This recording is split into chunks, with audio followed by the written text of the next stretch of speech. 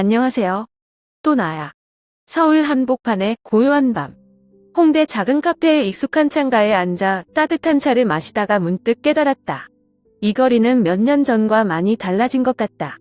더 이상 손에 손을 잡고 산책하는 커플이 많지 않고 어린 아이들을 데리고 노는 작은 가족들도 점점 적어지고 있다. 대신 나는 함께 모이는 젊은이들, 사색적인 눈빛으로 혼자 다니는 사람들, 그리고 유대감 대신 자신과 시간을 보내는 것을 선택하는 사람들을 본다. 오늘은 많은 분들이 생각해 보셨던 결혼과 출산이라는 주제에 대해 이야기를 나눠볼까 합니다. 여전히 젊은이들의 선택일까? 왜 한국에서 점점 더 많은 젊은이들이 결혼을 미루거나 심지어 포기하는지 궁금해 본 적이 있나요? 정부가 지속적으로 지원책을 내놓으면서도 출산율은 왜 점점 낮아지고 있는 걸까요? 이러한 질문들은 단순한 개인의 문제가 아니라 우리 세대의 인생관의 커다란 변화를 반영한다. 결혼이 정말 필요한가요? 아이를 낳는 것이 의무인가요? 아니면 그냥 선택인가요? 독신으로 사는 것이 여전히 행복하다면 왜 결혼해야 합니까? 이런 질문들이 여러분의 마음에도 떠오른 적이 있다면 오늘의 팟캐스트 에피소드는 아마도 새로운 시각을 제공할 것이다. 저와 함께 시작하겠습니다. 왜 점점 더 많은 한국 젊은이들이 결혼을 원하지 않을까? 저는 어렸을 때 커서 다 결혼할 줄 알았어요. 부모님, 이웃, 선생님 주변의 거의 모든 성인들은 특정 나이가 되면 결혼합니다. 하지만 어른이 되면서 저는 세계가 더 이상 낡은 규칙에 따라 움직이고 있지 않다는 것을 깨달았습니다. 가을 오후에 합정역 근처 작은 카페에서 옛 친구 지호를 다시 만났던 기억이 난다. 몇 년 동안 연락을 안 하고 있다가 앉아서 아메리카노 2잔을 시켜놓고는 전혀 떨어지지 않은 것처럼 얘기를 나눴어요. 지호는 올해 33세로 강남에서 안정된 직장을 갖고 있지만 결혼은 생각해 본 적이 없다. 방금 마포에 있는 작은 오피스텔을 샀는데 아직도 은행 빚을 갚고 있어요라고. 지호는 눈이 반짝거리지만 약간 피곤하다고 말했다. 서울의 집값은 너무 높아서 결혼 생각은 감히 할 수 없다. 두 사람이 같이 짊어지더라도 너무 힘들어. 지호뿐만 아니라 내가 아는 많은 젊은이들도 결혼이 재정적 부담이라고 느낀다. 거액의 보증금이 필요한 임대형인 전세 시스템은 증가하는 생활비는 말할 것도 없고 그들이 숙소를 안정시키기 어렵게 만든다. 결혼은 한때 성장의 상징이었지만 지금은 많은 사람들에게 부담스러운 도전이다. 재정적 부담 외에도 많은 젊은이들이 결혼을 원하지 않는 또 다른 이유가 있다. 너무 가혹한 직업 문화. 제 친구 유라는 금융업에 종사합니다. 그녀는 자주 밤 10시에 퇴근하는데 심지어 더 늦을 수도 있다. 결혼은 말할 것도 없고 연애할 시간도 없는데 유라는 좀처럼 쉬지 않는 주말에 만나 한숨을 쉬었다. 저는 남편과 아이들에게 항상 책임을 지는 삶을 원하지 않습니다. 지금은 내 자유로움이 더 좋아. 지호나 유라의 이야기는 한국에서 흔치 않다. 젊은 세대들은 이제 행복에 대한 다른 생각을 가지고 있다. 비혼주의가 갈수록 보편화되고 있는 추세다. 적지 않은 사람들은 결혼이 행복으로 가는 유일한 길이 아니며 결혼하지 않고도 삶의 의미를 완전히 찾을 수 있다고 믿는다. 특히 한국 여성들은 점점 더 재정적으로나 정신적으로 독립적이다. 그들은 직업도 있고 꿈도 있고 가족 외의 관계도 있다. 그들은 더 이상 결혼을 이전 세대처럼 인생의 가장 큰 목표로 생각하지 않는다. 하지만 결혼만이 문제가 아니다. 결혼하지 않으면 아이를 낳는 것은 어떻게 되나요? 한국 사회에서 아이를 낳는 것이 의무인가요? 아니면 그것도 선택 사항인가요? 왜 많은 한국 젊은이들이 출산을 포기할까? 작년 겨울날 저녁에 성수구 근처 골목길을 따라 민지와 함께 걷던 기억이 납니다. 추운데 저희가 들르려고 하는 카페가 꽉 찼어요. 어쩔 수 없이 밖에서 기다리고 있던 민지는 한숨을 쉬었다. 아기 가질 생각한 적 있어? 그 질문이 저를 멈추게 했어요. 민지는 올해 35살이고 결혼한 지 3년이 지났지만 아직 아이가 없다. 그녀는 아이들을 싫어하지 않는 반면 민지는 아이들을 매우 사랑한다. 그러나 그녀는 자신이 이 사회에서 자녀에게 충분한 삶을 줄 수 있는지 확신하지 못합니다. 성년이 될 때까지 아이를 키우는 대만 약 3억 원이 들었다. 학원, 기능 수업, 생활비 등은 아직 고려하지 않았다. 저희처럼 평균 수입이 있는 부부가 가능할까요? 민지의 이야기는 드물지 않다. 한국에서는 아이를 키우는 것이 단순히 음식과 옷을 제공하는 것만은 아니다. 이곳의 시험 시스템은 매우 경쟁적이기 때문에 부모들은 교육에 많은 투자를 해야 한다. 만약 아이를 학원이나 학원에 보낼 수 없다면 그 아이는 뒤처질 가능성이 매우 높다.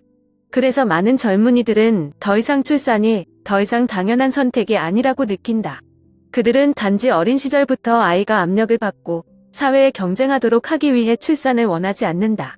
하지만 압박은 금융이나 교육에서만 오는 것이 아니다. 민지는 결혼 후 자녀 양육에 대한 책임이 거의 항상 여성의 어깨에 있다는 가혹한 사실을 깨달았다고 말했다. 만약 내가 아이가 있다면 내가 일하러 갈 때 누가 아기를 돌볼 것인가? 우리 회사에서는 아무도 감히 긴 출산 휴가를 내지 못한다. 저의 많은 여성 동료들은 아이를 낳은 후 직장을 그만둬야 했습니다. 직장 환경이 어머니들에게 그다지 우호적이지 않았기 때문입니다. 한편 남성은 평소처럼 일을 계속하고 있으며 자신의 경력을 희생해야 하는 사람은 거의 없습니다. 육아 불평등은 한국 여성들이 점점 더 출산을 꺼리는 이유 중 하나이다.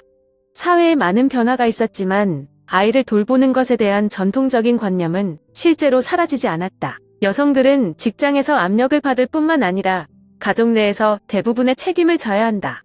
그것은 많은 사람들을 궁금하게 만든다. 아이를 낳는 것이 정말로 행복을 가져다 줄까? 아니면 단지 그들을 더 피곤하게 만들까? 그렇다면 한국 정부는 이 상황을 바꾸기 위해 무엇을 해왔나요? 그리고 지원책이 젊은 부부들에게 도움이 될까요? 이에 대해서는 다음 절에서 다 같이 토의하도록 하겠습니다. 한국 정부는 어떤 정책을 내놓았는가? 지난달에 전 회사에서 같이 일했던 언니인 소영이를 다시 만났다. 낮은 나무 탁자와 따뜻한 황금빛 조명이 있는 인사동의 작은 찻집에서 만나기로 했다. 소영 언니는 올해 38살이고 결혼한 지 5년이 되었지만 아직 아이가 없다.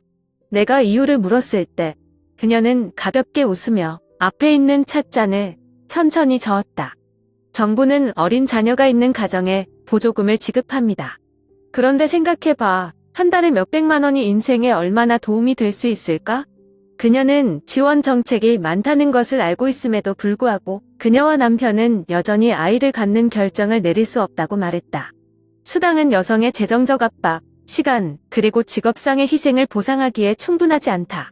사실 한국 정부는 출산율 저하를 바꾸기 위해 많은 노력을 해왔다.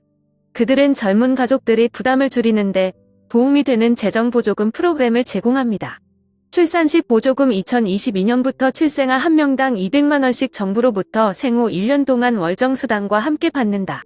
주거지원 신혼부부는 저금리로 주택대출을 신청하거나 전세자금 수당을 받을 수 있다. 그러나 서울의 높은 부동산 가격에서 많은 사람들은 여전히 이것이 별로 도움이 되지 않는다고 느낀다. 정부도 출산휴가 제도 개선과 유급휴가 연장, 남성 육아휴가 장려에 주력하고 있다. 그러나 실제로 이 정책을 감히 이용하는 사람은 거의 없다. 소영 씨는 남편 회사가 직장에서 과소평가될 것을 두려워하기 때문에 출산휴가를 가는 사람이 거의 없다고 말했다. 사장님은 아무 말도 하지 않으시겠지만 사람들은 당신이 더 이상 우수한 직원이 아니라는 것을 암묵적으로 이해할 것입니다. 정책 문제뿐만 아니라 사회적 압력이 실제로 가장 큰 장벽입니다. 또 다른 친구 지우는 아내가 출산하면 출산휴가를 내고 싶다고 말한 적이 있지만 회사에는 남성의 1%만 이 제도를 이용하고 있다. 제가 부서에서 제일 먼저 했다면 분명히 눈치챘을 거예요. 아마도 정부는 이 상황을 바꾸려고 노력하고 있지만 수십 년 동안 지속되어 온 사고방식을 바꾸는 것은 쉽지 않다. 재정적인 보조금은 문제의 표면만 해결해주는 반면 젊은이들에게 정말로 필요한 것은 많은 희생을 치르지 않고도 가족과 직업의 균형을 맞출 수 있을 만큼 충분히 친근한 사회와 직장 환경입니다. 그래서 정부가 더 많은 정책을 내놓으려 해도 중요한 질문은 한국 사회가 진정으로 변화할 준비가 되어 있는가 하는 것이다. 만약 그렇지 않다면 젊은이들은 이전 세대가 밟아왔던 전통적인 길을 가는 대신 자신의 길을 계속 선택할 것입니다. 한국 젊은이들은 결혼과 출산을 정말 포기합니까? 포근한 카페와 노란, 가로등 불빛이 돌로 덮인 연남동의 작은 거리를 거닐던 늦은 저녁이 아직도 생생하다. 나의 오랜 친구 선우가 갑자기 물었다. 결혼하지 않으면, 아이를 낳지 않으면, 우리 늙으면 어떻게 돼요? 그 질문이 집에 오는 내내 머릿속에 맴돌았다. 그것은 선우만의 고민이 아니라 오늘날 많은 한국 젊은이들의 고민이기도 하다. 그들은 다른 삶, 이전 세대와 달리 결혼에 얽매이지 않고 출산을 중시하지 않는 통로를 선택하고 있다. 하지만 이런 선택들이 정말로 그들을 행복하게 해줄까요? 아니면 일시적인 자유를 줄까요? 어렸을 때 우리는 완전한 삶은 결혼, 출산, 가정을 꾸리는 것이라고 생각하며 자랐다. 하지만 세상이 바뀌면서 우리는 깨달았습니다. 행복은 단지 하나의 정의가 아니라는 것을요.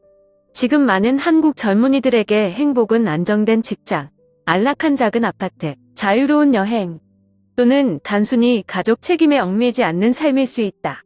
한 번은 대학교 때부터 친한 친구인 혜진이랑 앉아서 얘기했어요. 이제 막 34세가 된 그녀는 독신으로 송파구의 작은 아파트에서 혼자 살고 있다. 내가 외로움을 느낀 적이 없냐고 물었을 때 혜진이는 웃기만 했다. 외롭죠. 결혼해도 외로운 사람들이 있잖아요. 그렇죠.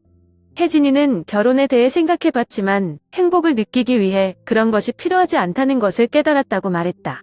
의미 있는 삶을 살 수 있는 방법은 많은데 왜 내가 모든 사람과 같은 방법을 선택해야 하지? 근데 선우 씨처럼 미래를 걱정하는 분들도 계시잖아요. 결혼을 하고 아이를 낳는 사람이 점점 줄어들면 한국 사회는 어디로 갈 것인가? 인구 고령화, 노동력 감소, 복지 시스템 과부하가 걸릴 수 있다. 그것들은 정말 생각해 볼 만한 문제들이다. 그렇다면 질문은 다음과 같습니다. 개인의 욕망과 사회적 책임 사이에 균형을 맞출 수 있는 방법이 있을까요? 젊은 세대가 자신의 행복을 추구하면서 사회의 지속 가능한 미래를 보장할 수 있는 해결책이 있을까요? 이게 정답인지 오답인지 잘 모르겠어요. 그러나 가장 중요한 것은 여전히 각자가 압박이나 판단 없이 자신에게 맞는 길을 선택할 권리가 있다는 것이라고 믿습니다. 당신은요? 한국에서 살면 결혼과 출산에 대한 부담감이 있나요? 정부가 이 상황을 바꾸기 위해 무엇을 할 수 있다고 생각하십니까? 저와 함께 생각을 공유해주세요. 다음 편에서 만나요.